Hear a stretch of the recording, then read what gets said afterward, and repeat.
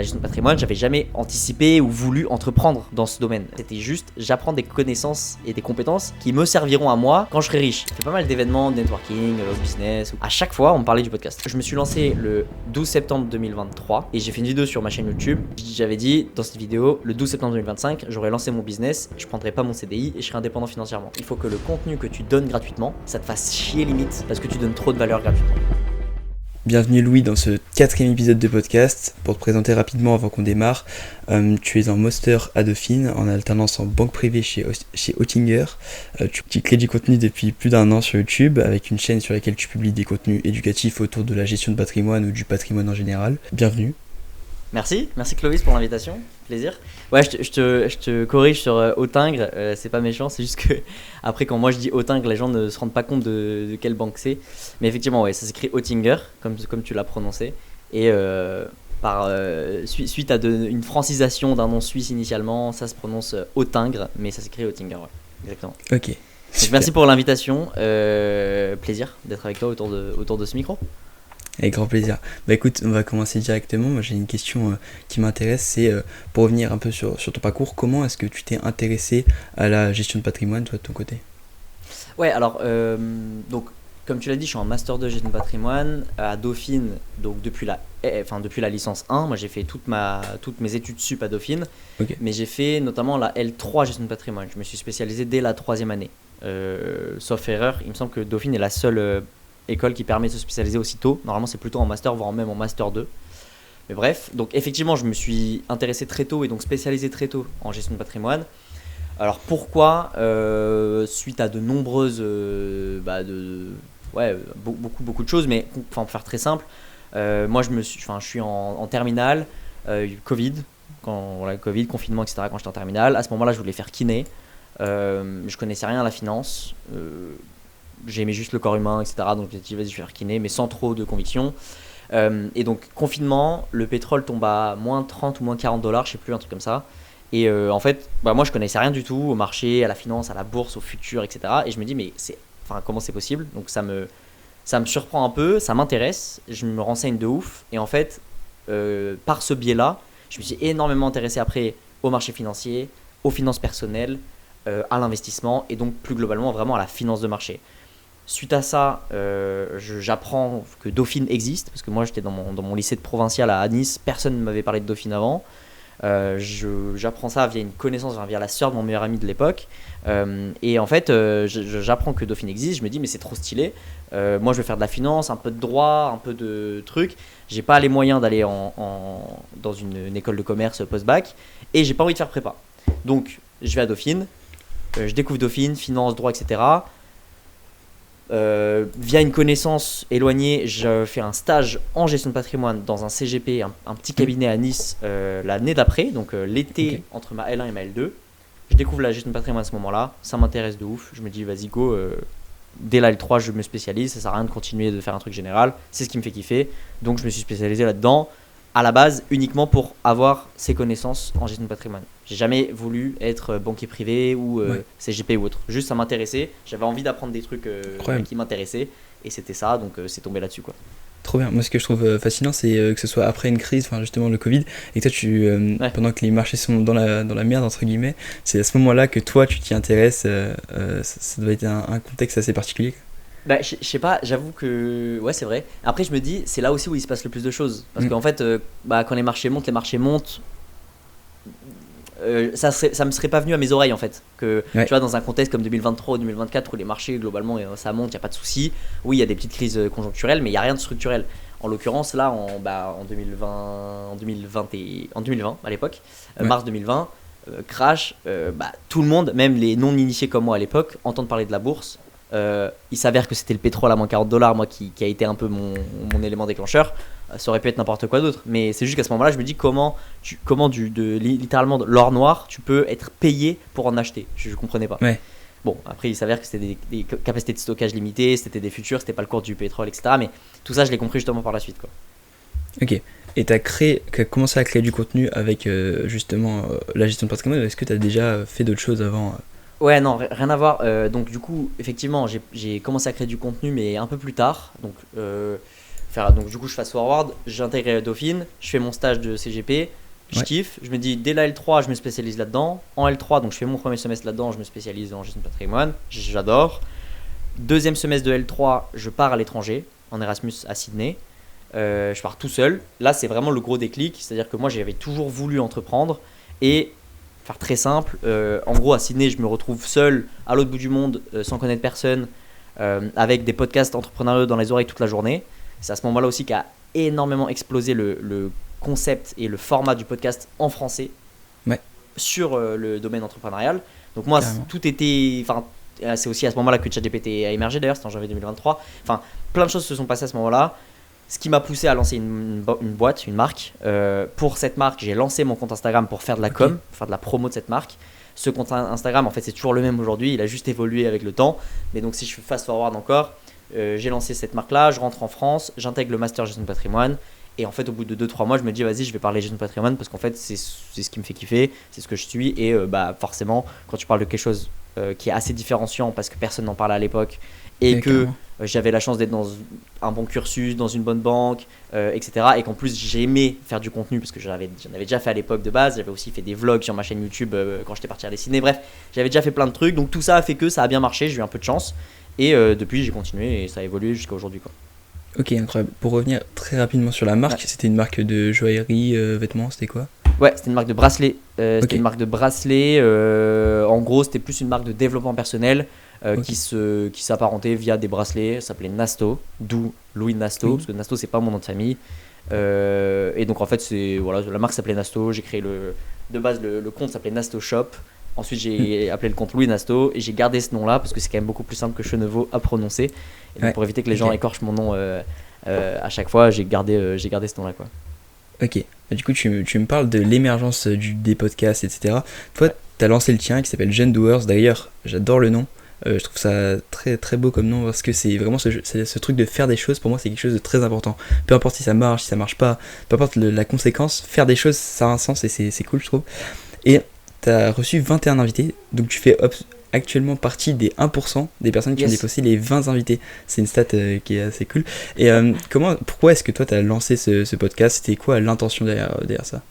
Très simple, je voulais juste rencontrer des gens, des jeunes doers justement, donc des gens qui m'inspirent, qui m'inspiraient déjà à l'époque et que j'avais pas eu la chance de rencontrer, soit via mon réseau, soit via mes activités. Et la raison elle était simple, c'est qu'en fait j'étais juste un simple étudiant à Dauphine au milieu d'autres étudiants à Dauphine. Et j'ai vite compris que si je n'étais pas proactif dans ma démarche, personne n'allait me tomber dessus. Moi, j'avais, un peu naïvement, je m'étais dit quand j'allais intégrer Dauphine en venant de Nice, je m'étais dit Dauphine c'est un peu comme une école de commerce, c'est là où du coup il y a des gens smart qui veulent peut-être lancer des trucs, etc. La réalité c'est que oui, mais pas tant que ça. Il y en a forcément, mais très marginalement. Et donc en fait, j'arrive en Master 1, donc il y a un peu plus d'un an et demi, un truc comme ça. Et à ce moment-là, moi, je fais déjà du contenu sur les réseaux. Autour, du coup, ça a évolué, mais d'abord de ma marque, puis de la gestion de patrimoine, etc. Mais en fait, avant tout, je voulais juste faire du contenu pour me faire connaître sur les réseaux, pour produire des choses, pour faire des trucs, pour rencontrer du monde. Et je savais que ce contenu-là allait me servir à lancer un business par la suite. Mais ça revient à ce que je disais au début. Moi, la gestion de patrimoine, j'avais jamais anticipé ou voulu entreprendre dans ce domaine. La gestion de patrimoine, moi, c'était juste j'apprends des connaissances et des compétences qui me serviront à moi de manière absolument non humble quand je serai riche et que j'aurai besoin de placer mon argent et que je serai riche grâce aux entreprises que j'aurai créées. C'est absolument pas humble de dire ça, je m'en fous, mais en vrai, c'est ce qui s'est passé dans ma tête. Je m'étais dit, je vais faire des gestion de patrimoine, comme ça quand je serai riche, je saurai placer mon argent et in fine, je fais du contenu sur les réseaux, j'ai parlé de gestion de patrimoine parce que ça intéressait les gens et parce que c'était... On me dit toujours qu'il faut être un peu spécialisé dans les réseaux, surtout au début, même dans peu importe ce qu'on fait, dans ce qu'on entreprend, il vaut mieux être spécialisé et niché dès le début. Donc moi, il s'avère que c'était ça. Et donc pour revenir au podcast, en fait c'était juste dans mon élan de création et de rencontre. Je voulais juste élargir mon réseau et rencontrer des jeunes entrepreneurs. Donc, encore une fois, de manière très égoïste, je me suis dit, quelle meilleure méthode que de rencontrer des gens, si ce n'est de leur proposer quelque chose d'intéressant pour eux. Alors, en fait, au lieu de leur proposer un café qui s'en foutent, ils me connaissent pas, je sors de nulle part, je suis personne. Même si c'est pas des gens forcément méga connus et autres, mais en fait, même moi, un inconnu me propose un café, c'est pas dit que j'accepte, quoi. Et donc en fait, je me suis dit, je vais créer un podcast pour leur donner la parole à ces gens-là qui n'ont pas forcément eu la chance d'avoir de parler autour d'un micro avec quelqu'un, de parler de leur histoire, de parler de ce qu'ils font, etc. Ça sera intéressant parce que, encore une fois, c'est des profils qu'on entend très peu et qu'on voit très peu, donc déjà différenciant, cool. Et surtout, ce sera intéressant pour eux parce que ils auront l'occasion justement de parler. Et donc surtout, troisièmement, ce sera intéressant pour moi parce que en leur donnant cette opportunité, je vais pouvoir les rencontrer et ensuite, par la suite, il s'est passé ce que j'avais un peu prévu, mais sans trop l'anticiper. Mais en fait, je suis devenu pote avec les 3/4 des personnes que j'ai interviewées entre guillemets. Ok. Ouais, ultra intéressant. Ouais, c'est un énorme effet de réseau, le podcast. Ça permet de rencontrer plein de gens. Moi, je suis qu'à 4 épisodes et ça me fait. Enfin, c'est très cool. Genre, j'adore cette expérience de podcast. Après, moi, je compte en faire plein et ultra cool de l'avoir vu comme ça. Ça t'a apporté quoi le podcast, hormis un réseau? Est-ce que tu as vu d'autres bénéfices, que ce soit visibilité, projet, autre chose? Ouais, en fait, ce qui est marrant, c'est que donc, t'as bien compris, du coup, le podcast c'était vraiment un peu annexe, c'était une side quest, quoi, c'était un projet en parallèle. Ce qui est drôle, c'est que donc, du coup, j'ai pas fait beaucoup de vues, parce qu'encore une fois, j'ai pas fait ça pour qu'il soit connu, j'ai fait ça pour moi, mais soit. Les vues ont fait que, je fais, je sais pas, entre 300 et 1000 vues par épisode, ça dépend vachement, des fois plus, des fois moins, enfin voilà. Mais donc, pas énormément de vues, je dois avoir 400 ou 500 abonnés, c'est pas beaucoup, quoi, bref. Mais ce qui est drôle, c'est que les 3/4 du temps, dernièrement, là surtout quand j'ai fait pas mal d'événements de networking, business ou quoi, que j'étais invité dans des trucs ou quoi, à chaque fois, on me parlait du podcast. Pourtant, c'était pas du tout mon focus principal. Moi, mon focus principal, et on y reviendra peut-être après, mais c'est vraiment la gestion de patrimoine. J'avais vraiment 2 comptes. J'avais le compte Jeune Doers qui était mon podcast, mon compte perso qui était ce que je faisais en gestion de patrimoine et qui allait in fine servir mon business que je vais bientôt lancer. Donc pour moi c'était vraiment j'aurais pas pensé que c'était là-dessus qu'on allait me reconnaître. Ou tu vois que je pensais pas que le podcast allait être un élément différenciant ou un marqueur d'identité du point de vue des autres entrepreneurs. Et en fait ce qui est drôle, c'est que ça l'a été beaucoup plus que le contenu que je faisais à côté. Alors que j'ai passé beaucoup moins de temps. Donc ouais, ça m'a apporté non seulement du réseau, mais aussi de la visibilité et surtout de la preuve sociale. Avec gros guillemets, mais entre guillemets, voilà, les gens me reconnaissaient et m'identifiaient par rapport à ce podcast bien plus que ce que je pensais. Ok, ouais, mais je pense que c'est aussi dû au fait que le format est plus long, tu t'associes aussi avec des gens, entre guillemets, enfin t'associes ton image avec celle d'autres gens, donc si jamais c'est leur pote qui passe dans l'épisode, bam, ils voient plus qui t'es, etc. Et ouais, donc tu viens de me parler justement de ta chaîne YouTube, ça c'est quelque chose sur lequel tu mets plus de focus justement que ton podcast. Le format principal que tu as, c'est un format assez éducatif où tu vises à apprendre des choses autour de ton milieu. C'est qui un peu la cible? C'est des gens qui sont non initiés, plutôt qui ont déjà comme des notions de base, ou c'est quoi un peu? Ouais, du coup pour remettre dans le contexte, c'est exactement ça. Tu as très bien dit, je fais des formats longs pour éduquer, initier les gens à la gestion de patrimoine. Dit comme ça, c'est un peu barbare et en fait ça l'est un peu. Pour faire très simple, la gestion de patrimoine, globalement, le métier en tant que tel s'adresse à des gens fortunés, ou en tout cas des gens qui ont des problématiques financières, fiscales, juridiques. Donc souvent des entrepreneurs. Moi, c'est la cible qui m'intéresse, tu l'as compris dans ma démarche avec le podcast et autres, je voulais m'entourer d'entrepreneurs et donc par défaut, quand je fais de la gestion de patrimoine, ça m'intéresse d'aider des entrepreneurs avec les compétences de gestion de patrimoine que j'ai pu emmagasiner. Donc, dans mes vidéos, j'ai décidé, alors ça serait un peu plus complexe à expliquer, mais je me suis dit, concrètement, en gestion de patrimoine, les mecs sont en général âgés, donc les gestionnaires de patrimoine, les CGP, les banquiers privés, etc. On a une image mentale d'un trentenaire, quarantenaire, cinquantenaire, cheveux gris, en costume, assez stylé. Enfin voilà, on a tous un peu cette image-là en tête. Je suis rien de tout ça. Donc, pour que les gens me fassent confiance et pour que les entrepreneurs captent que j'ai vraiment des compétences dans ce domaine-là, je m'étais dit, mon image ne va pas suffire. Au contraire, mon image pourrait me desservir. Parce que je suis jeune, parce que j'ai pas les cheveux gris, etc., etc.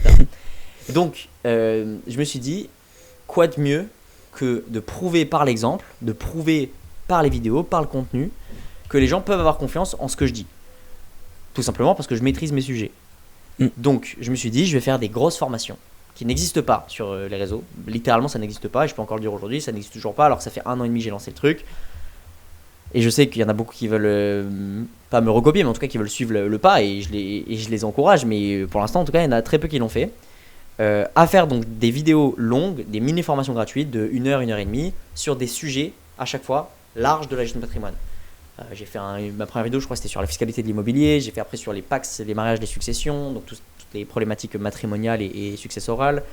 J'ai fait sur les enveloppes d'investissement, j'ai fait sur les marchés financiers, j'ai fait sur la cession d'entreprise, transmission d'entreprise, l'expatriation, bref, j'en ai fait une dizaine, un truc comme ça. Et c'était à visée première de montrer que je suis compétent. Là encore, on pourrait se dire, donc le format il était celui-là, c'était 1 heure. J'essaye de vulgariser le plus possible, mais n'importe qui ne peut quand même pas suivre la vidéo pour 2 raisons. Premièrement, il va pas forcément tout comprendre. Deuxièmement, il n'a pas forcément le temps et ni l'envie de suivre 1 heure de vidéo sur les successions. Tu vois, c'est pas forcément le but. Mais encore une fois, ça peut paraître contre-intuitif, mais mon but n'était pas forcément qu'elles soient vachement visionnées ces vidéos-là. Mon but était de me positionner en tant qu'expert, ou en tout cas en tant que personne compétente. Est-ce que j'avais raison, est-ce que j'avais tort? Je sais pas. J'ai l'impression que le temps me donne raison, mais l'idée c'était pas de faire beaucoup de vues, c'était vraiment de faire un marqueur d'identité, un marqueur de preuve sociale. Là pour le coup, c'en était vraiment un. Beaucoup plus que le podcast. C'était de montrer, voilà, dans ce milieu-là où tu t'attends pas qu'un jeune de 23 ans qui sort de Dauphine puisse te conseiller, bah en fait, si. Le mec peut être au moins compétent pour les sujets dont il parle. Il va pas forcément être un expert de tout, personne ne l'est, mais au moins, les sujets dont il parle, il a l'air d'avoir un peu d'expertise là-dedans. Ouais, voilà. Mais de toute façon, tu vises une audience précise, tu l'as dit, des entrepreneurs qui ont des sous, entre guillemets, donc c'est normal que la masse ne regarde pas tes vidéos, tu t'en fiches un peu de faire des vues en soi. Ouais, mais la nuance, elle est encore plus... T'as raison, mais la nuance, elle est encore plus... Enfin, elle va encore plus loin que ça, c'est que même les entrepreneurs, peu importe, qui font des sous ou autres, bah eux non plus vont pas forcément peut-être regarder mes vidéos, tu vois. En vrai, ouais, c'est vrai. Eux non plus. En vrai, si je dois vraiment faire un retour sincère, la plupart des gens qui regardent mes vidéos, c'est des CGP ou des banquiers privés juniors qui veulent se former. Ok. Donc ça me fait, d'ailleurs, parenthèse, ça me fait vachement rire parce que du coup, beaucoup de ces vieux-là qui auraient pu cracher sur un mec comme moi finissent par se former grâce à mes vidéos. Mais soit. Mais en tout cas, les entrepreneurs, ils vont pas forcément regarder mes vidéos. Par contre, ils vont peut-être taper ce sujet-là sur YouTube, genre je veux placer mes sous dans une assurance vie luxembourgeoise, qu'est-ce que c'est? J'ai entendu parler de ça, on m'a dit que, j'en sais rien.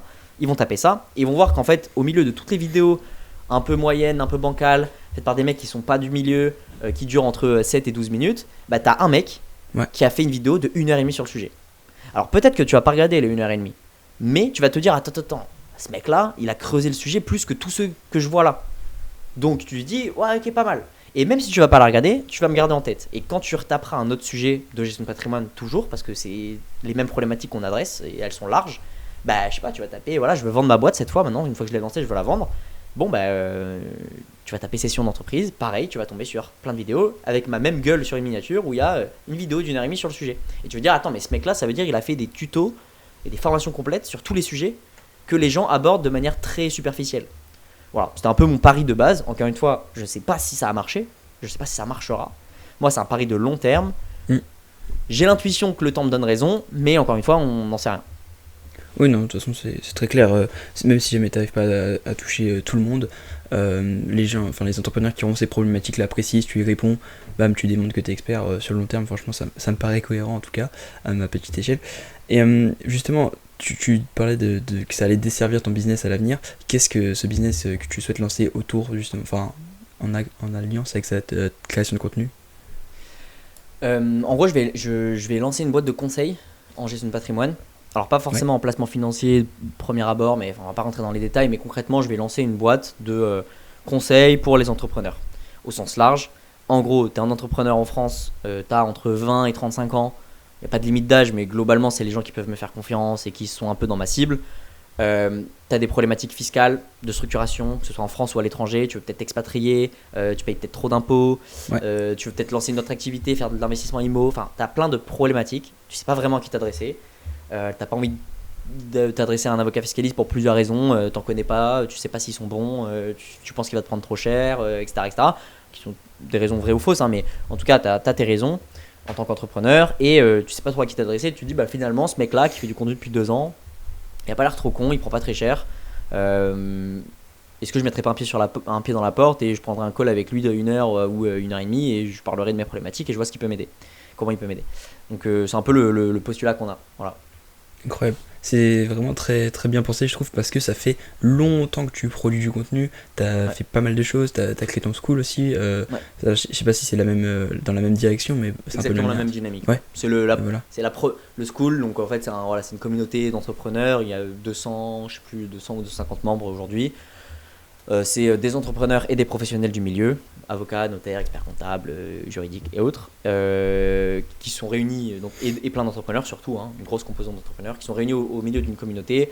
Le but, donc, gratuite pour l'instant, le but c'est que cette communauté évolue par la suite, qu'on mette nos formations dessus, qu'on mette des formations payantes, des sections payantes, etc. etc. C'était un peu la première pierre de cet édifice qu'on essaie de créer, et je dis on parce que je suis avec un pote à moi qui est expert comptable, avec qui je suis associé sur cette plateforme et avec qui je serai associé sur la boîte de conseil. Ok, trop bien. Ouais, justement, au lieu de te lancer directement dans la boîte de conseil, ce qui aurait pu être très difficile, surtout à un jeune âge, sans forcément le réseau qui va avec, etc., tu as construit toute cet asset qui est le contenu, qui est cette confiance que tu as su prendre au fil du temps, au fil des épisodes, au fil des contenus. Et maintenant, ça va être beaucoup plus simple pour toi. Tu as déjà des gens à contacter, je pense. Les membres du school, il y en a une bonne partie, à mon avis, qui pourraient t'intéresser. Même les abonnés de ta chaîne, de ton Instagram, de tout ça. Et donc, c'est incroyable d'avoir pensé à... Enfin, même si c'était peut-être pas... Est-ce que c'était pensé dès le début, tu savais que tu allais faire ça ou pas du tout en commençant à créer du contenu? C'était pensé oui et non. Encore une fois, à la base, je voulais pas entreprendre dans ce milieu-là. À la base, moi, j'ai lancé du contenu dev perso. Encore une fois, j'ai lancé du contenu... autant de ma marque de bracelet qui était une marque de dev perso. Je m'étais dit, je vais entreprendre, je vais vendre des infoproduits ou j'en sais rien. Juste, je sais que le contenu, c'est trop important, ça me plaît, j'ai envie de me lancer, ça fait 5 ans que je veux me lancer, autant le faire maintenant. Et voilà, j'ai lancé ça. Donc c'était réfléchi parce que je savais que j'allais utiliser... En fait, je me suis lancé le 12 septembre 2023 et je me suis dit, donc au tout début de mon Master 1, et j'ai fait une vidéo sur ma chaîne YouTube qui est, il me semble, encore publique, sauf si je l'ai supprimée par honte, mais en tout cas j'ai gardé l'extrait. J'avais dit dans cette vidéo, le 12 septembre 2025, j'aurais lancé mon business, je ne prendrais pas mon CDI et je serais indépendant financièrement. Dans le sens indépendant, genre j'ai pas besoin d'avoir un salaire pour vivre. Ouais. Et donc, oui, c'était voulu, c'était etc. Mais en fait, si tu veux, j'ai toujours fonctionné avec une étoile très loin. Enfin, plus ou moins loin, là c'était 2 ans, mais j'ai une étoile encore plus loin, on pourra en reparler. Mais voilà, j'ai des trucs des objectifs à long terme. Maintenant, je suis pas Madame Irma, enfin je sais pas comment ça va se passer dans l'année, dans la semaine, dans le jour. Il y a plein de modifications, j'ai pivoté 1 milliard de fois. Et là je te dis ça aujourd'hui que je vais lancer une boîte de conseil. S'il faut, en septembre, je lance, ça marche pas, je pivote et je fais autre chose, tu vois. Mais j'ai confiance en moi. Mais j'ai pas une surconfiance dans le sens... En fait, j'ai confiance en moi, mais j'espère ne pas me mettre des œillères en me disant je vais faire ça, ça va marcher. Et j'espère garder un peu la tête froide vis-à-vis du marché, tu vois, en me disant le marché a toujours raison, je lance un truc, ça marche pas, je peux pivoter. Mais j'ai confiance en moi sur ma capacité à pivoter. En fait, c'est surtout ça le plus important, je pense. Donc, oui, c'était voulu de se servir de cette communauté que j'allais créer pour lancer un business. Encore une fois, ça aurait pu totalement flop. Ça aurait pu complètement flop. Mais moi, j'étais persuadé que ça allait pas flop. Pas parce que je suis meilleur ou quoi. Non, parce que je me suis dit juste, en fait, j'ai 2 ans. Je me suis littéralement dit, voilà, le 12 septembre 2025, j'aurai une communauté sur les réseaux. Et en fait, j'arrête pas le contenu tant qu'on n'est pas le 12 septembre 2025. Donc, je me laissais 2 ans de création et je n'avais aucune idée de comment ça allait marcher. Si j'avais pas parlé de gestion de patrimoine, peut-être que j'aurais continué le contenu de dev perso, ça aurait jamais pris et j'en serais pas du tout là aujourd'hui, tu vois. Ou peut-être que si j'avais parlé d'un autre sujet, que j'avais voulu monétiser mes compétences sur les étudiants, parce que je parlais initialement des étudiants, peut-être. Enfin bref, il y avait 1000 et un chemins devant moi. Il s'avère que j'ai pris celui-là. C'était voulu, oui et non. Comme tu l'as compris, j'avais un objectif à long terme en tête, mais je savais pas du tout comment j'allais y aller, quoi. Non, ultra intéressant, oui, t'as fait quoi, t'es un doueur finalement. On en revient toujours à ça. C'est gentil. C'est gentil. Toujours à ce point. Mais du coup, jusque-là, tu ne monétisais pas ton contenu actuellement? J'ai toujours refusé. J'ai toujours refusé de monétiser mon contenu. J'ai eu beaucoup de demandes, beaucoup de tentations forcément. Parce qu'en fait, au tout début, quand j'ai parlé de gestion de patrimoine, forcément, en fait, en gros, mon contenu il a pété quand j'ai fait une série de vlogs d'1 semaine sur TikTok et Insta. Où en gros, le hook de chaque réel, c'était une journée dans ma vie d'alternant banquier privé et créateur de contenu. Et en fait, créateur de contenu, les gens s'en branlent. Alternant banquier privé, par contre, c'était là en mode attends, mais mec, il a 21 ans ou 20 ans, je sais pas, j'en sais rien. Il est alternant banquier privé, c'est stylé. Et donc, je montrais mon quotidien, j'allais à la banque, etc. Je bossais sur des clients, etc. En plus, j'ai eu la chance d'avoir une excellente alternance avec un poste avec pas mal de responsabilités, etc. Donc, j'avais des choses intéressantes sur ce domaine-là, bien précis à parler et à évoquer. Et donc, du coup, j'ai continué. Et donc, ça a pété. du coup, forcément, avec ce genre de contenu, tu n'adresses pas des entrepreneurs, mais des étudiants qui veulent te suivre et devenir comme toi, entre guillemets, en tout cas, intégrer la banque privée. Et donc, j'ai, en fait, les 70, 80, 90% de mes abonnés, en tout cas, avant les gens qui regardaient mes vidéos et tout au début, c'était des étudiants. En finance, en école de co, en prépa, etc.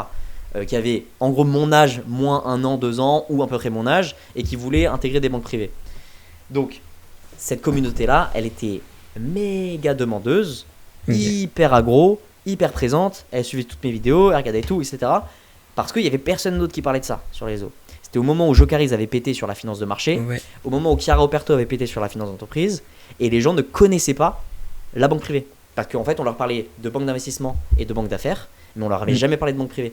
Et donc moi, je suis tombé un peu par hasard, enfin un plus ou moins hasard, au milieu de ça, au moment où les gens étaient vachement demandeurs de conseils d'un mec qui est vraiment dans le truc, et pas d'écouter des conseils de, je sais pas, des vidéos de la BNP ou autre, très corpo, éclatés avec des conseils nuls. Enfin, je vais pas te refaire l'histoire de Jocaris, mais globalement, tu peux la transposer à moi, la banque privée, c'est la même chose. Donc, tout ça pour dire, toutes ces personnes-là, tous ces étudiants, j'aurais pu monétiser cette audience. J'aurais pu faire des partenariats avec TrainingView, avec peu importe. J'aurais pu faire plein de trucs, j'ai eu des propositions. J'aurais pu lancer ma formation perso, comme l'a fait un pote à moi, Simon Lamouche, qui a fait un truc sur les AST. Je fais sa petite promo. Enfin, j'aurais pu faire plein de trucs comme ça. Mais je m'étais toujours dit, non, garde la tête froide. Lance pas ne monétise pas pour l'instant. Et ce pour 2 raisons. La première, c'est que en vrai, ça me faisait pas triper de lancer un truc où mes clients étaient des étudiants. Alors c'est peut-être dédaigneux, j'en sais rien, je m'en fous, mais en tout cas moi j'ai toujours voulu parler à des entrepreneurs parce que j'ai toujours voulu que mes clients ou que les gens à qui je parle tous les jours ce soient des gens qui m'inspirent. En vrai, les étudiants ils m'inspirent pas, je voulais justement m'extirper de cette condition d'étudiant pour devenir entrepreneur. Donc à ce moment-là, j'allais pas me dire vas-y, je vais me focus que sur les étudiants, les problématiques d'étudiants et tout. C'était pas mon délire. Deuxième chose, principalement et surtout, c'était que je voulais pas casser la confiance que je pouvais créer. J'étais convaincu que c'était pas là-dessus que j'allais faire des gros sous. C'est pas là-dessus que j'allais vraiment leverager cette communauté entre guillemets où les gens, j'allais faire de l'argent, j'allais faire tout ça. Mais en vrai, je préférais retarder la gratification parce que j'étais persuadé que en parlant des entrepreneurs sur mes tips de gestionnaire de patrimoine et non pas mes tips d'étudiant en banque privée, j'avais beaucoup plus de edge, ça allait se monétiser beaucoup plus facilement, beaucoup plus cher. Et en plus, les gens allaient m'inspirer beaucoup plus, les clients allaient m'inspirer plus. Donc en gros, pour moi, c'était un peu... Alors, évidemment, c'était tentant, enfin, c'était un peu, voilà, j'avais eu des envies à des moments de monétiser et autres, surtout quand tu vois des propositions qui sont assez intéressantes. Mais finalement, je me suis dit, vas-y, reste sur ton plan de base, tu fais que du contenu jusqu'à 2025 et tu verras à ce moment-là ce que tu fais. Et je suis content d'avoir maintenu cette ligne de croisière, quoi. Ouais, clairement, parce que c'est pas le même budget, c'est pas la même. Enfin, ton positionnement, il a un bien meilleur pouvoir d'achat des entrepreneurs de 30-40 piges que des étudiants qui souhaitent. Ouais, après il y en a moins, j'aurais pu faire plus de la masse. Enfin, tu vois, je vois les chiffres que font certains de mes potes justement là-dedans, les Chiara, les Iad, les Jocaris, même avant qu'ils se lancent dans les carrières, etc. Enfin, je vois les chiffres qu'ils font. J'avais moyen de faire beaucoup de chiffres, hein, honnêtement, mais c'était plus sur la masse effectivement et pas sur le ticket moyen, quoi, entre guillemets. C'était plus retail. Et moi, j'avais toujours eu cette conviction de me dire il faut avoir une audience très très très ciblée, très nichée, à forte valeur ajoutée. Et du coup, oui, t'as raison complètement. C'était un peu ma vision de base et je l'ai tenue. Je pense j'aurais pu faire pas mal d'argent, mais c'est plutôt les gens qui c'est pas ce qui me faisait triper, quoi. Donc ouais, c'est plutôt bosser avec des gens qui t'inspirent au quotidien. Ok, non, carrément, trop bien.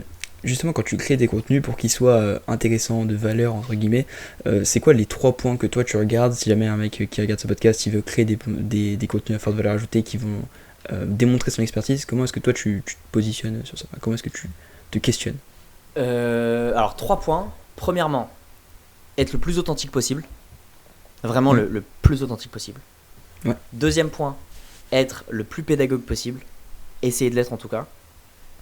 Et donc être pédagogue sur des choses des points qui ont vraiment de la valeur ajoutée, des choses qui sont pas bateaux. Enfin, tu vas pas faire une formation sur comment se brosser les dents. Tu vois, les gens s'en foutent. Tu pourrais faire une vidéo d'1 heure sur comment se brosser les dents. En vrai, ça pourrait intéresser du monde en plus quand j'y pense, quand je dis ça. Mais bon, c'est pas le but. Un dentiste pourrait faire ça très bien. Mais bref, je m'éparpille. Mais premièrement, être authentique. Deuxièmement, être le plus pédagogue possible. Essayer de l'être. et donc faire du contenu long aussi idéalement, parce que c'est comme ça que tu apportes de la valeur. Troisièmement, il faut que le contenu, et ça c'est une croyance personnelle, il faut que le contenu que tu donnes gratuitement, donc que tu fais et que tu produis et que tu donnes sur YouTube, ça te fasse chier limite parce que tu donnes trop de valeur gratuitement. Et en fait, si tu te dis, ce contenu-là, ça me fait chier de le donner parce que j'aurais pu le faire payer 20, 25, 30, 40 balles la vidéo d'une heure, là, ça devient intéressant. Parce que là, tu fais la démarche que aucune personne ne fait, parce que beaucoup sont focus à donner du contenu gratuit. Et tu vois, c'est connoté négativement d'ailleurs. Le contenu gratuit, c'est un peu bon. Bah, en général, c'est un peu le filet que tu es, le hameçon que tu t'envoies dans l'eau. Mais en fait, si le hameçon, c'est un putain de poisson exceptionnel pour les autres poissons qu'il y a dans l'eau, bah en fait, c'est encore mieux parce que tu vas créer de la confiance. Et si tu donnes vraiment de la valeur, les gens vont se dire attends, ce mec-là, il a un truc intéressant à nous dire. Ce mec-là, il est pas comme tous les autres. Il a un truc spécial. Et quand je regarde sa vidéo, en fait, j'apprends vraiment quelque chose. Il est authentique. Donc je m'identifie à lui, ça me fait pas chier d'écouter une vidéo parce qu'en fait j'ai pas l'impression qu'il est en train de lire un script ou qu'il est truc, non, faut être le plus authentique possible et surtout il est transparent, il essaie de m'apprendre et me faire comprendre les choses, il est accessible, etc. Voilà. Ok, incroyable. Justement le mot que tu viens d'utiliser qui m'a percuté, c'est le mot confiance. C'est ce que tu bâtis en vrai en créant du contenu au fil du temps. C'est ce qui vaut de l'or aujourd'hui, hein. C'est pourquoi est-ce que l'argent c'est de l'argent, parce que les gens ont confiance, et c'est pareil. Pourquoi est-ce que les gens vont t'acheter ta formation, ton accompagnement, peu importe, ton conseil, c'est parce qu'ils ont confiance en toi, et c'est justement l'asset que tu construis depuis maintenant plus d'un an. Maintenant, pour passer à un second point qui va être plutôt au niveau du patrimoine, de l'investissement, etc. Qu'est-ce que tu recommandes à un mec qui est... les gens qui vont regarder ce podcast, pour t'expliquer un peu, ça va sûrement être des podcasteurs ou des créateurs de contenu qui font entre 5 10K par mois, peu importe, même peut-être 3 2K. Qu'est-ce que tu vois comme erreur ou qui n'est pas assez fait par des mecs qui commencent à générer un revenu en ligne et qui font pas trop attention à leur patrimoine, quoi? Il y en a plein. Les principales, je vais dire que c'est principalement la structuration. Quand tu gagnes ce genre de montant, de 3, 5, 10K par mois, en vrai, tu as peu d'argent à investir. Et même, je ne te conseillerais pas forcément d'investir. Parce que l'argent que tu fais, logiquement, tu vas réinvestir dans ton business, tu vas réinvestir dans toi, dans du matos si tu es podcasteur, voilà, peu importe. Tu vas réinvestir dans ta croissance. La raison, elle est simple et rationnelle, c'est que le ROI, il est meilleur en ton business, surtout en croissance, si tu crois en toi, qu'en bourse. J'espère pour toi que quand tu te lances et que tu es podcasteur, tu as plus d'ambition que faire 10% par an. Donc la première erreur, c'est pas tant de ne pas investir, et ça c'est ce que beaucoup de influenceurs te diront. Ils diront, dès que tu fais de l'argent, investis en DCA, fais les intérêts composés, etc. Oui, mais en fait, il faut comprendre que le DCA, c'est un peu... Genre, l'argent c'est Y égale AX. Y égale A fois X. A, c'est le montant que tu es prêt à investir. X, c'est le rendement que tu vas avoir. Tu peux avoir un rendement de fou parce que tu fais du DCA, parce que tu as les intérêts composés, etc. Si tu investis tous les mois à 20 balles, ouais, tu seras riche, mais à 90 ans, quoi. Warren Buffett, tout le monde veut sa fortune, personne ne veut devenir riche à son âge. Simple. Mais tu demandes à n'importe qui, toi tu t'échangerais pas ta vie contre celle de Warren Buffett parce que tu sais qu'il te restera moins de 10 ans à vivre, c'est relou, même si tu es méga riche. Donc première erreur en tout cas, c'est de se dire je vais réinvestir tout ce que je peux en DCA. Mon conseil, c'est d'investir 80% dans ton business quand il est en phase de croissance et de garder 20% pour réinvestir sur le côté. Ok. En DCA, etc. Si je fast forward, quand ton business est en croissance, c'est 80-20. Quand ton business stagne, c'est 50-50. Tu réinvestis 50% de ton résultat, ton bénéfice, peu importe, dans ton business. Et 50%, tu le retires et tu l'investis. Tu ne le crames pas dans des Lambo ou des Rolex, mais tu le réinvestis.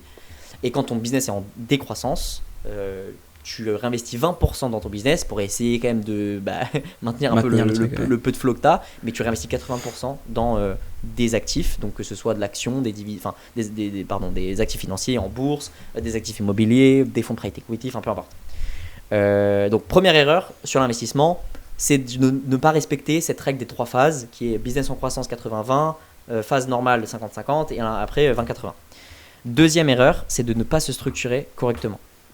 Et ne pas se structurer correctement, ça peut paraître barbare et autres, mais j'ai pas encore trouvé comment le dire facilement et compréhensible. Ça, c'est un travail de pitch. Mais en gros, en France, on a un enfer fiscal, surtout pour les entrepreneurs. et quand je dis enfer fiscal, c'est pas seulement sur les montants, mais c'est surtout sur la complexité. Les gens n'y comprennent rien. Là, je te parle que des impôts, mais si je commence à te mettre la prévoyance, donc la retraite, etc., les cotisations sociales et tout là-dedans, en fait, c'est incompréhensible. Et je peux le dire, j'ai eu des cours entiers de protection sociale, c'est ce qu'on appelle la protection sociale. Je connais des professionnels en prévoyance, je connais tout ça. J'ai vu un paquet de mecs là-dedans, un paquet de connaissances et tout là-dedans. C'est incompréhensible.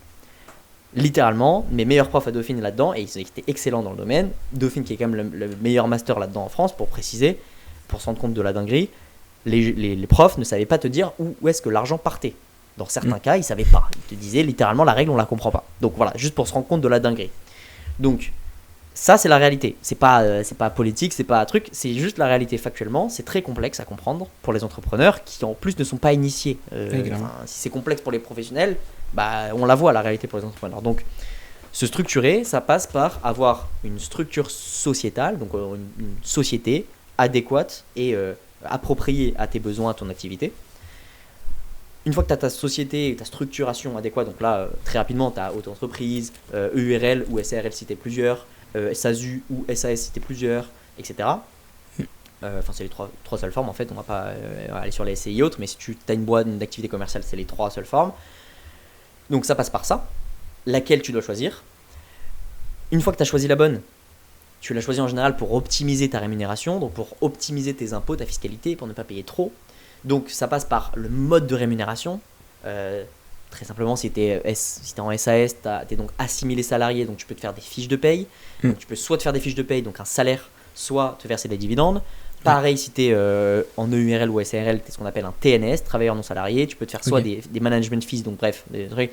Donc bref, je te passe les détails, mais ça passe par optimiser sa rémunération. Ça, il y en a très très très peu qui le font, mais en fait, ça peut avoir une différence énorme. Il y en a plein qui restent en auto-entreprise aujourd'hui en France qui ne devraient pas rester en auto-entreprise. Parce que en auto-entreprise, même en micro, entre guillemets, enfin plutôt en micro d'ailleurs, parce qu'il y a très peu de personnes qui sont en auto-entreprise, ils sont dans le régime micro de l'auto-entreprise.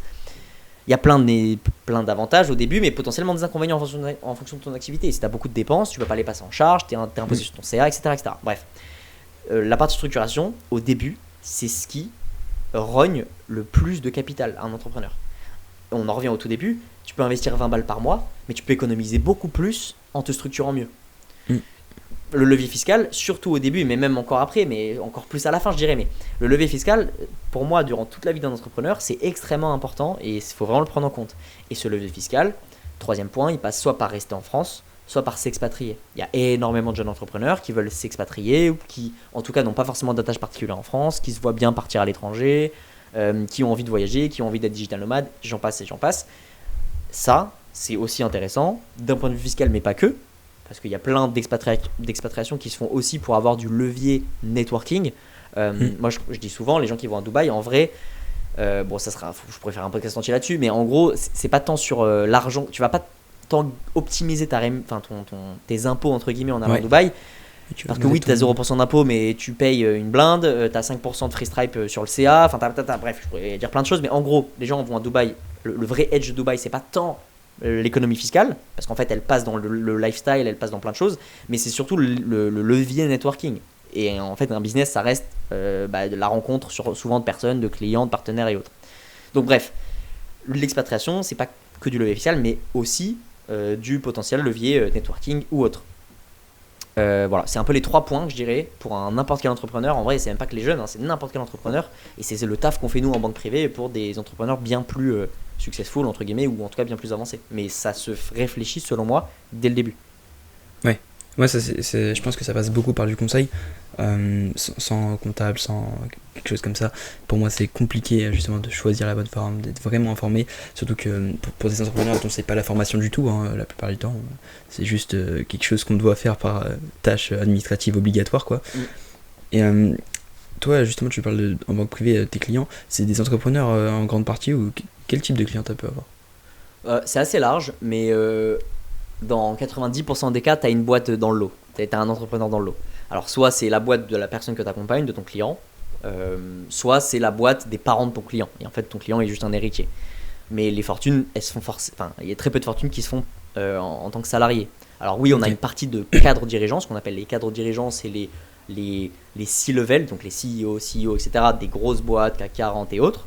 On en a plein, mais il y a d'autres je te parle, moi dans ma banque, mais dans toutes les banques, ça fonctionne un peu pareil. Hein. Chacun a son positionnement, mais grosso modo, oui, tu as une partie de clients gros salariés, on va dire, en fin de carrière, tu vois, enfin, qui ont 40, 45 ans, qui ont pris beaucoup aussi d'actions gratuites, de stock options, etc. Voilà.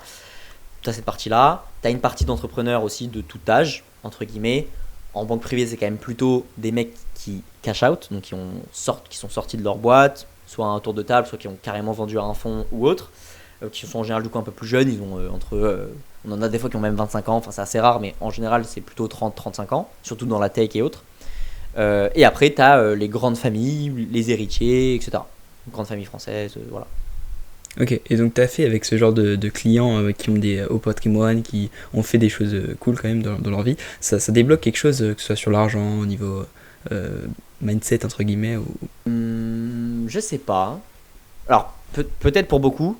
Moi, j'avoue que j'ai vite été vacciné par l'argent, etc. Pas du tout parce que ma famille en avait, au contraire, mais parce que je viens de Nice. Il y a beaucoup d'argent quand même dans cette région-là de France. Ouais. Okay. Donc en fait, beaucoup de mes potes avaient beaucoup d'argent depuis petit. Et donc en fait, confronté à l'argent, moi je l'ai su depuis gosse. J'allais à Monaco quand j'étais enfant. T'es vite vacciné quand tu vois des Ferrari à Tire-Larigot. Donc en gros, moi, ça m'a pas débloqué un truc, ou tu vois, je sais pas, une barrière ou un palais de verre, enfin un plafond de verre ou autre. Certains, je pense, ça peut le faire. Moi, pas tant que ça. Par contre, je me suis dit que, vu la diversité justement des clients qu'on avait, et surtout la diversité des business des clients qu'on avait, je me suis dit qu'en fait, tu peux vraiment faire de l'argent pour tout. Okay. Genre vraiment, l'argent, en fait, il est partout. C'est pas que dans la tech. On a des entrepreneurs qui sont parmi nos clients les plus riches, c'est des mecs qui ont fait fortune dans les clous, dans les poteaux électriques, enfin tu vois, des trucs comme ça où en fait tu te dirais jamais ah ouais en fait, enfin tu vois, tu t'es jamais posé la question attends, mais est-ce qu'il n'y a pas une boîte qui a le monopole sur tous les poteaux électriques de France? Bah la réponse c'est oui, tu vois, et c'est même en Europe. Et en fait, ce mec-là, il a vendu je sais pas, des milliards, des millions, j'en sais rien, de poteaux électriques, tu vois. Ouais. Bref, en fait, ça m'a fait me rendre compte que, de par la diversité des clients qu'on avait, l'argent, c'était vraiment une conséquence d'une expertise que tu avais dans un domaine. Peu importe ce domaine, peu importe ce que tu faisais, peu importe d'ailleurs si tu étais extrêmement brillant ou non. Il y a des clients qui sont pas forcément d'éducation, tu vois, de grandes familles, qui n'ont pas forcément les codes même de la richesse, tu vois, qui sont des nouveaux riches, etc. Enfin, on en a plein des comme ça. Et au contraire, on a aussi des nobles qui sont éduqués depuis des générations, qui n'ont jamais rien fait et qui ont de l'argent qui tombe depuis des générations. Donc on a tout. Et voilà, ça te permet de te dire, l'argent c'est vraiment une conséquence. Mais voilà, l'argent il est partout. En fait, il faut juste être bon, croire en toi et bon, globalement, si tu as confiance en toi et que tu es bon dans ce que tu fais, tu auras de l'argent, quoi. Ok, ouais, incroyable. Du coup, t'as une très bonne vision sur l'argent, je trouve, parce que c'est une conséquence. T'es top 1% de n'importe quel domaine, tu vas être très bien financièrement. Après, il y a évidemment des domaines qui facilitent, Bien sûr, dans lesquels il y a plus d'argent ou quoi. Mais l'argent, il est partout, il est possible partout, du moins. Et justement, ces clients-là, vous les aidez à investir mieux leur argent, à mieux le gérer, mais comment est-ce que, par quoi ça passe? C'est vraiment plus fiscal ou c'est vraiment aussi de l'investissement concrètement? Les deux. Les deux, c'est vraiment deux volets de la gestion de patrimoine qui sont indissociables, surtout à ces niveaux de fortune. Parce qu'en fait, pour revenir à ce que je disais tout à l'heure, c'est que quand tu débutes l'investissement, bon, investir 20 balles ou 100 balles par mois, le levier il n'est pas énorme. Par contre, le levier fiscal il est gros parce que tu peux économiser beaucoup plus d'un point de vue impôt et fiscalité que ce que tu peux investir. Donc au début, pour les jeunes entrepreneurs qui nous écoutent, c'est principalement le levier fiscal de mon point de vue.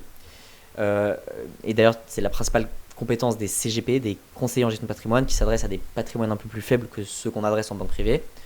Ils sont particulièrement prégnants sur les leviers fiscaux et moins sur les leviers financiers. Nous, en banque privée, c'est vrai que bon, pour le coup, sur 1, 2, 3, 5, 10, 15, 20 millions, en fait, faire 1 ou 2% de plus par an, c'est énorme. Ouais. Donc, les deux leviers sont indissociables. Il y a le levier investissement financier qui là passe par faire une allocation, gérer bien les fonds, voilà, décider un peu de l'allocation du client en fonction de ses objectifs, de son profil de risque, de ses attentes, peu importe, je te dis une connerie, un mec qui vend son entreprise, qui n'a plus de revenus, qui a besoin de revenus récurrents, tu vois, qui a besoin vraiment de ce qu'on appelle des coupons ou des dividendes, peu importe, mensuels ou trimestriels, il n'a pas du tout la même stratégie financière que ce même mec-là qui n'a pas vendu sa boîte et qui veut juste investir sa trésorerie, tu vois. Parce qu'en fait, il n'a pas besoin de revenus et donc en fait, les plans d'investissement sont totalement différents, etc. Ça, c'est la partie financière. Et la partie fiscale, elle est méga importante aussi. Et encore une fois, parfois bien plus que de l'investissement. Parce que alors la France est un enfer fiscal, comme on l'a dit, mais du coup, c'est aussi le pays, et les deux, enfin, c'est par défaut, hein, c'est aussi le pays qui donc a le plus de niches fiscales en Europe, si c'était dans le monde. J'ai pas les chiffres, mais en gros, on a à peu près 500-600 niches fiscales en France, c'est énorme. Ah ouais. Donc, ces niches fiscales, nous, c'est notre métier de les exploiter et d'utiliser des articles du Code général des impôts pour faire économiser beaucoup d'argent aux clients, tu vois. Que ce soit à la cession de sa boîte, que ce soit à la levée de fonds, que ce soit en cas de merge, que ce soit peu importe. Ok, incroyable.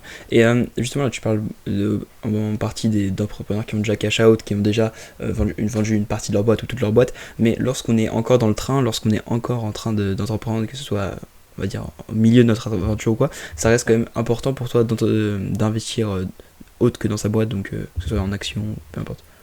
100%, ça revient aussi que des 3 phases dont je te parlais tout à l'heure. C'est pour moi, au début, ascendante, 80% dans ta boîte, 20% en bourse, pour faire simple. Phase qui stagne, 50-50. Et phase qui décroît, 80, donc 20% dans ton business, 80% en bourse. Pourquoi je te dis ça ? Parce que principalement, en plus, pour les jeunes entrepreneurs qui nous écoutent, qui ont des business en ligne en général, un business en ligne, par défaut, par définition, il fait beaucoup plus d'argent. Il a la capacité de faire beaucoup plus d'argent, beaucoup plus de cash flow. C'est souvent de la vente de formation, de la vente d'infoproduits, du e-commerce et tout. On fait beaucoup de cash flow dans ces business-là. Par contre, c'est des business beaucoup moins pérennes que les vrais business PME, industriels et autres. Donc en fait, si tu veux, t'aggraves les cycles. Et tu fais beaucoup plus d'argent beaucoup plus vite, mais ça peut descendre beaucoup plus rapidement. Le problème, si t'as pas respecté cette règle des 3 phases, c'est que quand ton business il crash, donc en fait, clairement, t'es à 10 000 euros par mois, j'en sais rien, tu scales, t'es content, t'investis sur ta team, t'investis tout dans ton business, et tout ce que t'investis pas dans ton business, tu le crames en lifestyle. Tu te dis vas-y, mais pas trop, parce que tu te dis je respecte un peu, tu vois, je suis encore en phase de croissance et tout, donc vas-y, t'investis à balle dans ta boîte. Et ça a l'air d'être le choix le plus rationnel, parce qu'encore une fois, ton ROI il est meilleur que 10% en bourse. Tu fais plus que 10% par an dans ton business, donc tu montes très vite à 100 000, on va dire, 100 000 par mois. Là, c'est bon, tu pètes un plomb, tu dis vas-y, let's go. En gros, ça va to the moon, ça va continuer comme ça pendant 3 ans. T'investir encore à mort dans ton business et tu vas pas investir 100 000 balles par mois dans ton business. Donc en gros, tu as une capacité d'épargne qui est beaucoup plus élevée. Donc tu vas pouvoir, je sais pas, je dis une bêtise, sortir 30, 40, 50, 60 000 par mois et tu vas en cramer la moitié ou les 3/4. Parce que tu vas prendre un appart un peu plus cool, une Rolex, et voilà, ou une autre marque, 25 000, 30 000 balles, tu vas prendre un penthouse, tu vas prendre un truc. Sauf que le problème, c'est qu'une fois que tu montes, et tu peux même monter jusqu'à 200, 300, ce que tu veux, ça descend, ça finit par descendre. Antoine Bloco a fait une excellente vidéo sur sa chaîne la dernière fois. Il a fait exactement ce schéma-là. Et c'est pas le seul, c'est juste que c'est le seul qui en parle, mais ils font tous ce schéma-là. Et c'est logique. Tous les business, c'est voué à. Tu peux pas scaler indéfiniment. Donc, une fois que tu baisses, que ton train de vie, tu l'as augmenté, et que t'as rien épargné, t'as rien investi, ou t'as investi des pouillèmes pendant ta phase de croissance, il te reste rien. Ton business il vaut plus rien. Si tu sais pas pivoter et que tu as juste un coup de chance, entre guillemets, même si je crois, enfin voilà, ça se fait pas tout, mais si tu as été dans le bon timing, dans le bon moment, etc., et que t'as pas confiance en ta capacité à pivoter et à refaire un nouveau business qui crash, bah t'as plus rien en fait. T'as plus rien parce que ton train de vie il est extrêmement haut. Le train de vie, le lifestyle, c'est très facile à augmenter, impossible à baisser. Une fois que tu dépenses 40, 50 000 par mois, c'est beaucoup, mais peut-être 10, 20, 30 par mois. Bah en fait, si ton business il finit par faire 15 000, 20 000, 30 000 par mois, t'es flat, t'as plus de sous et t'as rien mis de côté. Donc c'est pour ça que l'investissement c'est très important aussi dans une phase où tu stagnes. Ok, ouais, parce que la fameuse phrase, et je l'ai repris de Rémi Truchit-Varenne, excellent entrepreneur et excellent investisseur, c'est la croissance. Non, attends, c'est quoi ? Je vais dire une connerie. Non, attends, c'est en gros le rendement du capital est plus pérenne que la croissance passagère des ventes. En gros, investir dans des business, enfin grâce à ton business à cash flow et les cash flows que tu récupères de ton business, t'investis dans des actions, de l'immobilier, peu importe, du capital qui te verse des dividendes ou du cash flow passif, du revenu passif. Ce truc-là, il est indépendant de ton business, indépendant de ta capacité à entreprendre, indépendant de ton cerveau, indépendant de ta capacité physique. Une fois que tu as investi dans des actifs qui te versent des revenus passifs, même si rien n'est passif, mais on se comprend, ton business peut crasher demain. Tes actifs existeront toujours. Et du fait de cette cyclicité du business en ligne, quand ton business crash et que tu as réussi à accumuler du cash flow pour l'investir dans des actifs passifs, en fait, il te reste que tes actifs passifs une fois que tu n'as plus de business. Et si tu as réussi à extirper un peu d'argent, assez d'argent en tout cas, quand ton business est en train de scaler, pour investir dans des actifs qui te permettent de générer un cash flow qui te suffit à ton lifestyle, c'est à ce moment-là que tu deviens libre financièrement. Le mec qui fait 100 000 ou 200 000 ou ce que tu veux, même 1 million par mois, il n'est pas libre financièrement tant qu'il n'a pas quelque chose qui lui dégage des revenus de manière indépendante à son business. Voilà. C'est le gros point. 1000%. Mais du coup, il y a l'allocation qui change en fonction de ta phase. Est-ce qu'il y a aussi le niveau de risque, dans quoi est-ce que tu vas investir, ou est-ce que pour toi, tu peux avoir une stratégie qui est à peu près tout le temps la même? Non, la stratégie, elle diffère vachement, selon moi. Elle diffère non seulement de ton cycle de croissance de boîte, la cyclicité de ton truc, mais surtout de ton âge et de tes ambitions. Un mec qui a 60 ans aujourd'hui, je ne le conseillerais pas forcément d'investir tout dans des ETF actions. D'où le fait que le conseil du 100% DCA sur un ETF World, pas vraiment. Ça dépend à qui tu parles. Les décennies perdues, on les connaît. Entre 2002 et 2012, la bourse elle a fait 0. On n'est pas à l'abri qu'entre 2024 et 2034, la bourse elle fasse 0.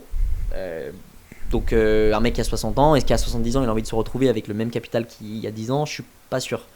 Un mec qui a 20 ans, pas de problème. Si encore une fois cet argent là c'est de l'extraction de cash flow dont il n'a pas besoin, si dans 10 ans il est flat, il est flat. Par contre il a encore 30 ans ou 40 ans devant lui. Donc les investissements dépendent surtout de ton profil de risque. Donc ton profil de risque dépend surtout de ton horizon d'investissement. Si tu investis sur 40 ans, en fait, le risque il se lisse. La maturité lisse le risque, lisse la volatilité. Première chose. Deuxième chose, effectivement, d'un point de vue, si tu réfléchis ton investissement comme une stratégie globale, tu te dis qu'en fait, est-ce que tu as envie que le cash flow que tu récupères, tu préfères l'investir dans l'ETF S&P 500 très volatile, ou est-ce que tu préfères l'investir dans de l'immobilier qui peut te rémunérer du cash flow, mais qui est moins volatile, mais qui est potentiellement un rendement inférieur, surtout sur le long terme. C'est des balances. Après, ça dépend de ton profil de risque, ça dépend de ce que tu préfères, ça dépend de chacun. Et c'est tout le but et tout le métier d'un gestionnaire de patrimoine d'accompagner justement les gens au cas par cas. Et c'est pour ça que c'est la limite des formations en ligne, quoi. Mais clairement, tu peux pas donner un conseil qui est applicable à tout le monde, ça dépend vraiment du profil. C'est pour ça que la première étape, moi, ce que j'avais compris du conseil, c'est un peu un bilan, une compréhension du stade, de ce que des objectifs. C'est un bilan patrimonial. C'est le premier truc qu'on te vend ou qu'on te donne, enfin qu'on te fait en tout cas dans des CGP, des banques privées et autres. C'est un bilan patrimonial. On comprend ta situation globale.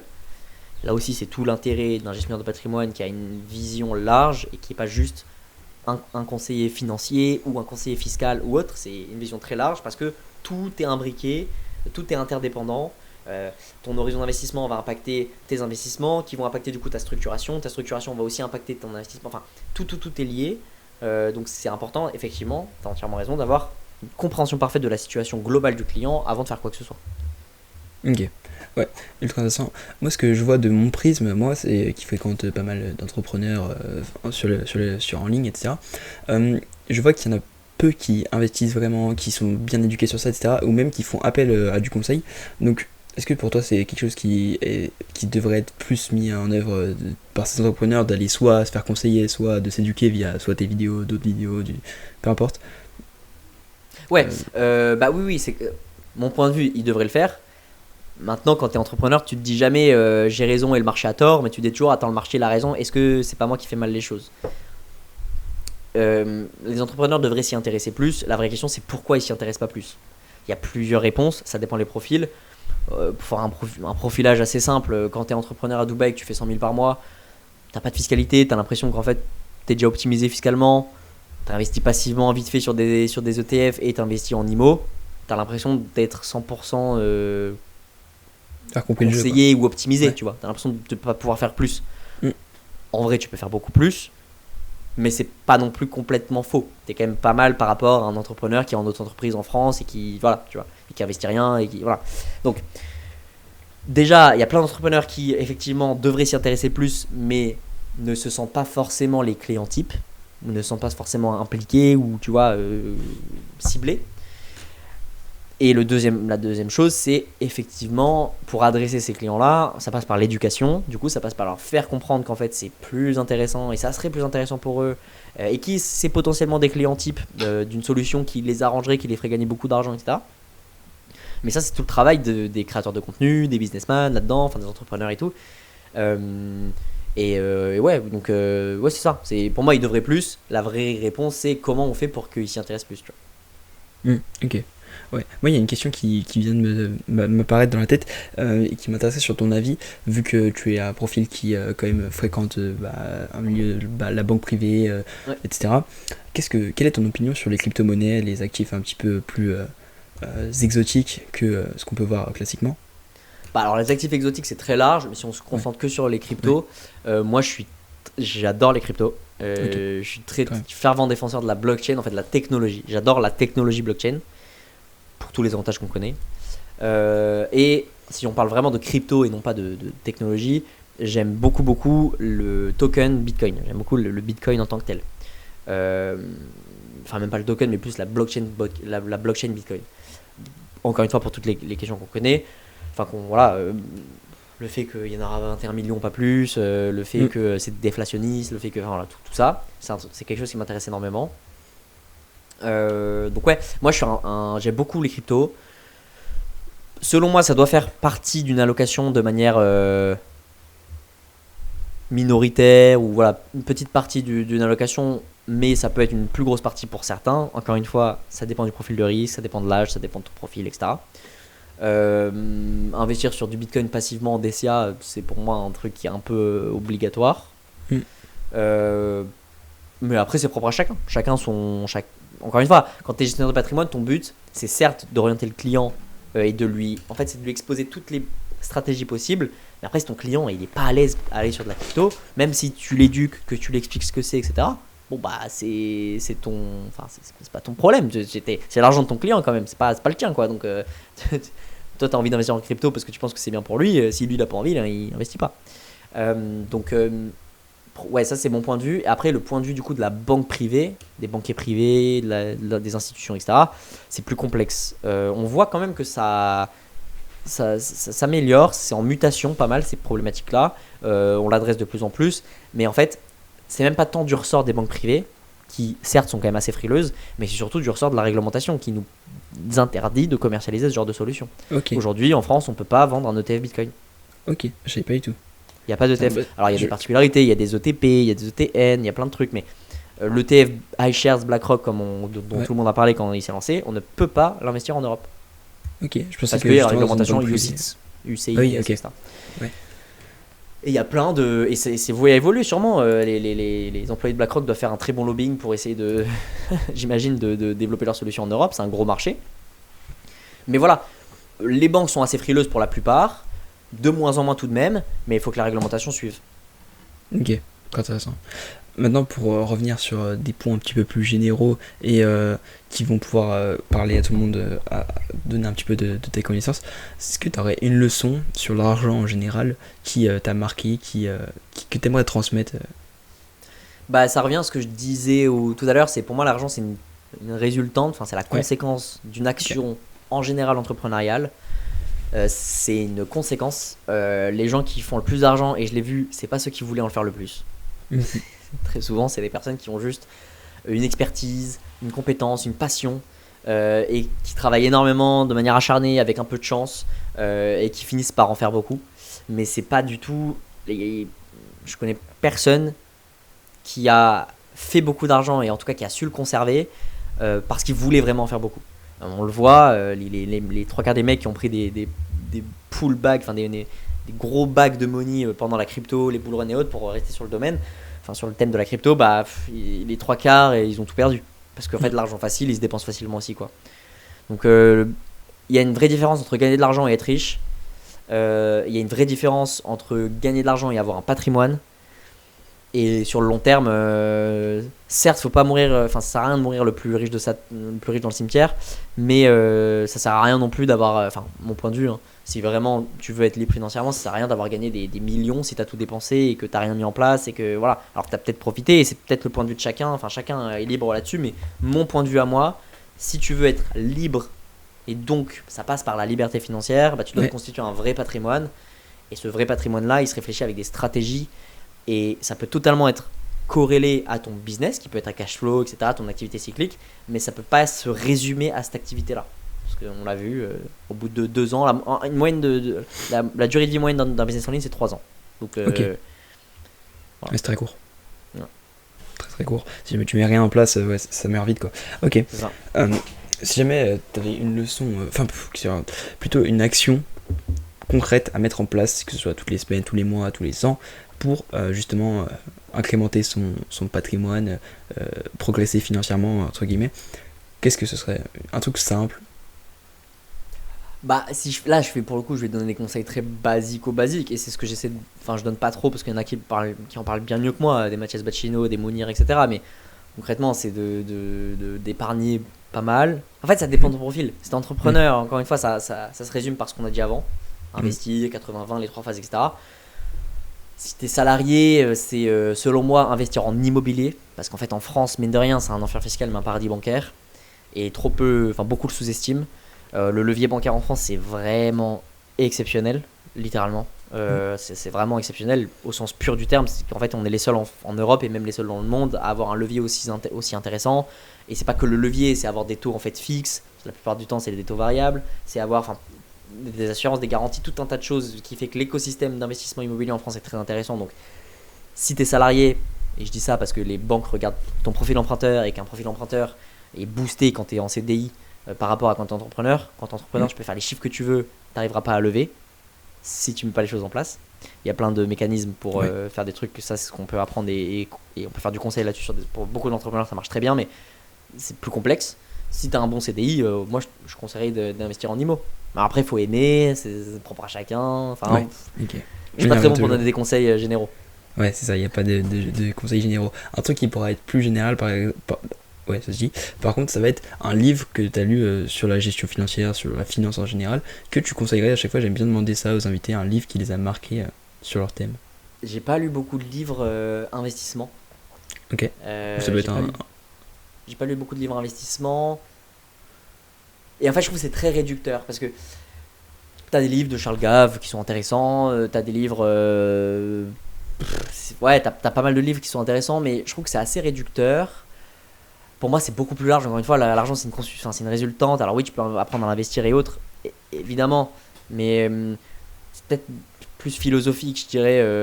En tout cas, plus large, plus entrepreneurial ou un objectif, tu vois. Là, je lisais dernièrement l'almanach de Naval Ravikant. Ouais, incroyable. Bah, il t'apprend pas à investir ton argent, mais il parle un peu d'argent directement, il t'apprend à being wealthy, tu vois, et non pas being rich. Being wealthy, c'est donc avoir du patrimoine et pas être riche. Ça revient à ce que je disais tout à l'heure. Donc, il y a plein de livres hyper intéressants. Encore une fois, les livres qui marquent. Je trouve que les livres. Ah, évidemment, moi j'étais le premier à chercher des conseils de livres ou autres auprès des autres parce qu'au début, je savais pas trop lesquels acheter et tout. En fait, in fine, après, t'en apprends un, t'en trouves un, tu le lis, t'aimes pas, t'en prends un autre, t'arrêtes, truc. Et puis, in fine, les livres que moi j'ai préférés, tu vois, c'est l'almanach, ça va être Paolo Coelho, comment il s'appelle, putain. Attends.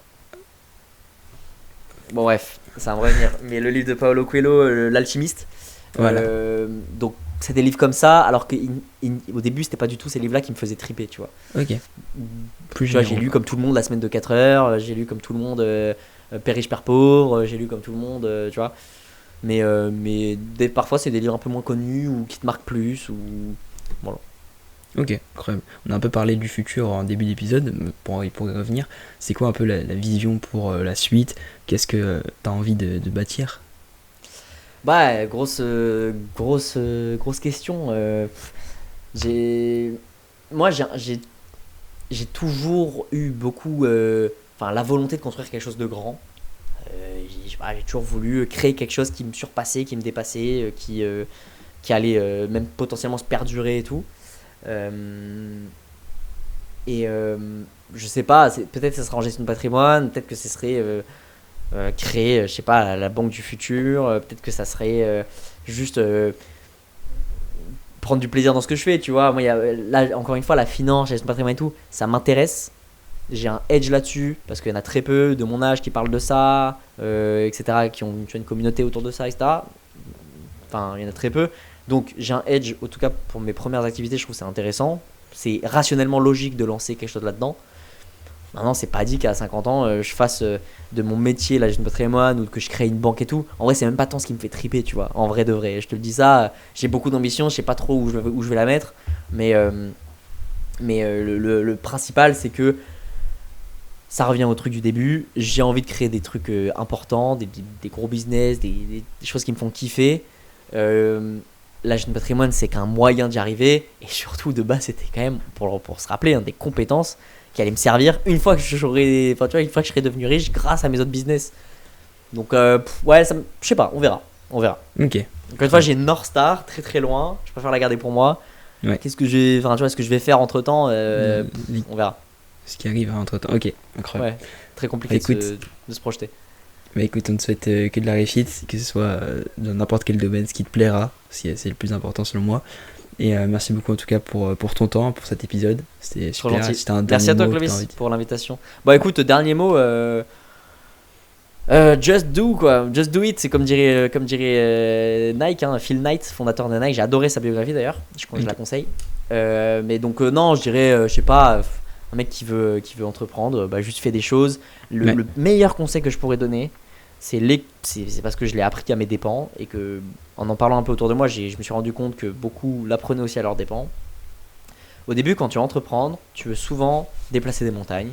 Ce qui te fait kiffer quand t'es gosse, c'est de lancer le nouveau Uber Eats, le nouveau Uber, le nouveau Airbnb, la nouvelle banque du futur, comme je disais tout à l'heure, un truc comme ça. Le problème de ça, c'est que pour moi, c'est une catégorie minime et infime d'entrepreneurs, de personnes, d'humains, d'hommes sur Terre ou d'hommes ou de femmes qui peuvent faire ce genre de projet. Et surtout, c'est dans 100% des cas, pas leur premier projet. Et la raison, elle est simple, c'est qu'en fait, c'est un niveau de business qui est stratosphérique de lancer une boîte comme ça. J'invite tout le monde à écouter les paroles d'Oussama Ammar sur l'arrivée de Hitch en France, à Paris. C'était le conseiller officiel de Hitch auprès du président, de Hollande et autres. Je crois que c'était Hollande à l'époque. Bordel, pas possible. Mais en fait, c'est même inestimable. Les gens ne se rendent pas compte. Donc, pour revenir à mon conseil, n'essayez pas de lancer quelque chose d'extrêmement grand, d'extrêmement ambitieux. Enfin, tu vois, quand je te dis je l'ai appris à mes dépenses, c'est qu'en 2021, je voulais lancer un fonds d'investissement tokenisé pour donner accès à n'importe quelle personne à partir de 1, 10 euros, 100 euros à des fonds d'investissement hyper premium, hyper quali qu'on peut connaître. Enfin bref, plein de fonds hyper, enfin voilà, des gros fonds d'investissement que tout le monde connaît. Vas-y, bonne chance. Frérot, t'as 21 ans, tu veux ouvrir une boîte. J'ai ouvert une boîte en Estonie, j'ai fait un truc, une résidence, machin. Bon, au bout de 3 mois, c'était arrêté, c'était shutdown. Ça n'a jamais rien donné. Pourquoi ? Parce que c'était beaucoup trop ambitieux, parce que j'avais même pas commencé à publier du contenu ou à faire une petite action entrepreneuriale, que je voulais déjà créer un fonds d'investissement tokenisé. Que tout le monde que toujours aujourd'hui, personne n'a encore fait. Donc, tu te doutes bien que j'étais loin d'être le mec le mieux placé pour le faire. Donc, bref. Commencez par un petit truc, une action, et c'est pour ça que j'ai appelé mon podcast Jeune Doers et pas Jeune Entrepreneur, parce qu'en fait pour moi l'entrepreneuriat c'est avant tout de faire des choses. Fais un petit truc, lance du contenu, lance un podcast, tu vois, c'est pour ça que j'adore ta démarche, lance peu importe, lance un truc qui te fait kiffer, peu importe s'il n'y a pas de retombée business, ça arrivera plus tard. Encore une fois, l'argent c'est une conséquence, ça arrivera plus tard. Si tu fais quelque chose auquel tu crois, que tu aimes et que tu te mets à fond là-dedans, tu trouveras des opportunités et il y en aura beaucoup plus que ce que tu penses. Donc faites un petit truc. La création de contenu, je trouve que c'est la chose que je mets le plus en avant, parce que aujourd'hui en 2025 c'est selon moi la première brique indispensable pour n'importe quel entrepreneur. Et tous ceux qui me diront que les entrepreneurs les plus successful aujourd'hui en France n'ont pas de création de contenu, bah, je leur répondrai que s'ils avaient de la création de contenu, ils seraient encore plus successful. C'est toujours pareil, c'est le biais du survivant. Donc lancez du contenu autour de quelque chose qui vous fait kiffer. Devenez la référence dans votre domaine, dans votre niche ultra spécialisée. Petit à petit, grossissez votre niche. Il y aura des opportunités, il y aura des possibilités entrepreneuriales ou autres. Et vous pivoterez 1000 fois. Faut juste continuer, croire en soi, et puis voilà quoi, ça donnera quelque chose de cool. Et je dis ça comme si j'avais réussi. Mais moi, t'as compris mes ambitions, j'ai pas réussi du tout. Mais juste, je suis trop content du processus. Je crois que le vrai bonheur, la vraie richesse entre guillemets, c'est d'être heureux dans ce que tu fais. J'ai jamais autant travaillé ma vie que depuis 1 an et demi. J'ai jamais autant kiffé ma vie depuis 1 an et demi. Donc Et c'est encore une fois, c'est propre à chacun. Certains seront heureux en ayant leur petite vie de chill et tout, et c'est pas du tout. Enfin, au début, j'étais très critique sur ces gens-là. En fait, chacun est différent, il faut juste l'accepter. Et puis, ça, faut pas trop se comparer aux autres. Faites des trucs qui vous fait kiffer et ça marchera, quoi. Vous serez content en tout cas. Magnifique. Incroyable. J'aurais pas pu dire mieux. Moi, je veux conclure sur ça. C'est très beau. Merci beaucoup en tout cas de ta présence. Merci à toi, Clovis.